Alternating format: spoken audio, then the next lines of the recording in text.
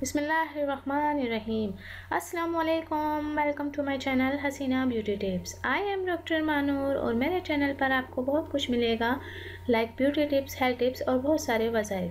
मेरे चैनल को सब्सक्राइब करने का तरीका ये है कि आपको यूट्यूब पर आना होगा, यूट्यूब पर सर्च करना होगा हसीना ब्यूटी टिप्स। इस तरह से मेरा चैनल ओपन होगा और साइड में सब्सक्राइब का बटन दिया गया है, वहाँ आपको क्लिक करना होगा। जैसे ही आप उस पर क्लिक करेंगे तो यहाँ एक फोल्डर ओपन हो जाएगा और उस पर आपको ओके करना होगा। ओके पर क्लिक करेंगे तो यहाँ बेल आइकन्स बना हुआ आएगा और बेल आइकन्स पर क्लिक करेंगे तो एक और फोल्डर ओपन हो जाएगा और उस पर आपको ऑल लिखकर सेव करना होगा। इस तरह से मेरी हर वीडियो का नोटिफिकेशन आपको शुरू में ही मिल जाएगा और मेरी हर न्यू वीडियो आपको देखने को मिल जाएंगी।